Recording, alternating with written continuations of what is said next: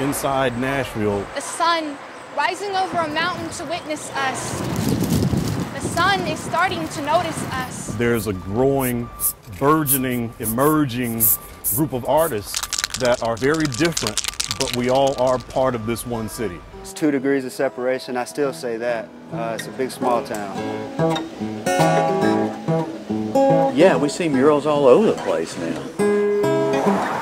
I think it's beautiful and it adds something to our city that's already a creative city, an innovative city. Right. The art scene in Nashville is, like everything else in Nashville, exploding. We're going to move it to the right. I'm just a huge fan of art that gets people talking. We have murals on public property, we have murals on private property. And I am a middle school art teacher, so I'm on summer break, so I just popped in to see if she needed any help. After the Golden Bear, it's one of those weird things that you don't know until you step back and look at it. She wanted to leave it up to interpretation. You know, they could be going out to lunch. They could be, you know, just taking a walk. You know, it's really like up to you. That's the thing about public art, that it's subjective. Say we love Nashville. Makes the city more interactive. Say cheese. People want to take photos by it. Some of those have been taken several 100,000 hits on social media.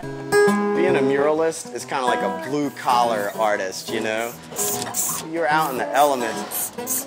And somewhere in adolescence, you know, through skateboarding and hip-hop culture, I discovered graffiti, hoping to make people smile, you know? Do a little dance. I'm a professional teenager, you know? Like, that's what I strive to be as a professional teenager.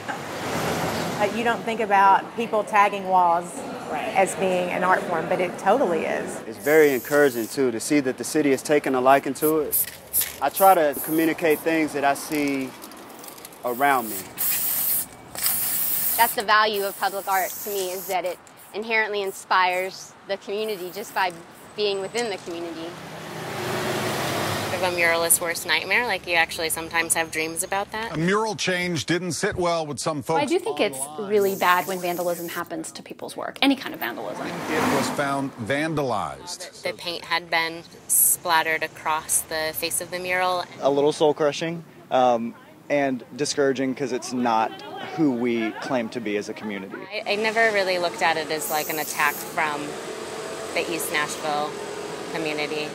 And the vandalism's completely covered up. I think it's pretty obvious for anyone that has a wall.